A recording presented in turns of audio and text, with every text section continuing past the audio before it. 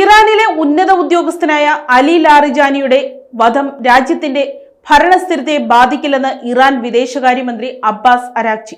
ഇസ്രായേലിന്റെയും അമേരിക്കയുടെയും ഇത്തരം നീക്കങ്ങൾക്ക് ഇറാന്റെ ശക്തമായ രാഷ്ട്രീയ വ്യവസ്ഥയെ തകർക്കാൻ കഴിയില്ലെന്ന് അൽ ജസീറയ്ക്ക് നൽകിയ പ്രത്യേക അഭിമുഖത്തിൽ അദ്ദേഹം വ്യക്തമാക്കി. ഇസ്രായേൽ ആക്രമണത്തിൽ ഇറാന്റെ പരമോന്നത ദേശീയ സുരക്ഷാ കൗൺസിൽ സെക്രട്ടറിയായ അലി ലാറിജാനി കൊല്ലപ്പെട്ടത് ഇറാൻ ഔദ്യോഗികമായി സ്ഥിരീകരിച്ചിരിക്കുന്നു. ഇതിന് പിന്നാലെയാണ് വിദേശകാര്യമന്ത്രിയുടെ പ്രതികരണം.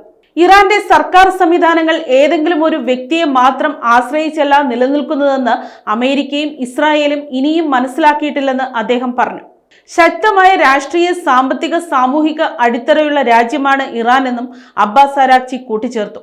യുദ്ധത്തിന്റെ ആദ്യ ദിനമായ ഫെബ്രുവരി 28 നടന്ന അമേരിക്കൻ ഇസ്രായേൽ ആക്രമണത്തിൽ ഇറാന്റെ പരമോന്നത നേതാവായ ആയത്തുള്ള അലി ഖമേനി കൊല്ലപ്പെട്ടിട്ടും ഭരണ സംവിധാനം തടസ്സങ്ങളില്ലാതെ മുന്നോട്ടു പോയ കാര്യം അദ്ദേഹം ചൂണ്ടിക്കാട്ടി.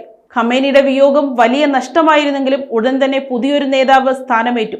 അതുപോലെ മറ്റേതൊരു ഉദ്യോഗസ്ഥൻ കൊല്ലപ്പെട്ടാലും പകരക്കാരെ കണ്ടെത്താൻ രാജ്യത്തിന് സാധിക്കുമെന്ന് വിദേശകാര്യമന്ത്രി വ്യക്തമാക്കി. തിങ്കളാഴ്ച രാത്രി നടന്ന ആക്രമണത്തിലാണ് 67-കാരനായ ലാറിജാനി കൊല്ലപ്പെട്ടത്. ഇതിനു പുറമെ ഇസ്ലാമിക് റവല്യൂഷണറി ഗാർഡ് കോർപ്സിന് കീഴിലുള്ള പാരാമിലിറ്ററി വിഭാഗമായ ബാസിജ് സേനയുടെ തലവൻ ബ്രിഗേഡിയർ ജനറൽ ഗോലാം റസ സൊലൈമാനിയും അമേരിക്കൻ സയനിസ്റ്റ് ആക്രമണത്തിൽ കൊല്ലപ്പെട്ടതായി ഇറാൻ ഔദ്യോഗിക മാധ്യമങ്ങൾ സ്ഥിരീകരിച്ചിട്ടുണ്ട്. എന്നാൽ യുദ്ധത്തിൽ രാഷ്ട്രീയ നേതാക്കളെ ലക്ഷ്യം വെച്ചുള്ള കൊലപാതകങ്ങൾ സാധാരണ യുദ്ധ നിയമങ്ങൾക്ക് വിരുദ്ധമാണെന്നും ഇത്തരം കൊലപാതകങ്ങൾ തീവ്രവാദത്തിന് സമാനമാണെന്നും അൽ ജസീറയുടെ മുതിർന്ന രാഷ്ട്രീയ നിരീക്ഷകൻ മർവാൽ ബിഷാര അഭിപ്രായപ്പെട്ടു.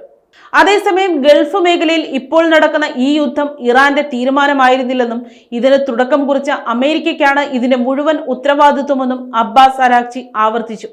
യുദ്ധം വരുത്തിവെച്ച മനുഷ്യനാശത്തിനും സാമ്പത്തിക തകർച്ചയ്ക്കും അമേരിക്ക ലോകത്തോട് ഉത്തരം പറയണമെന്നും അദ്ദേഹം തുറന്നടിച്ചു. News desk Kottarakkara media.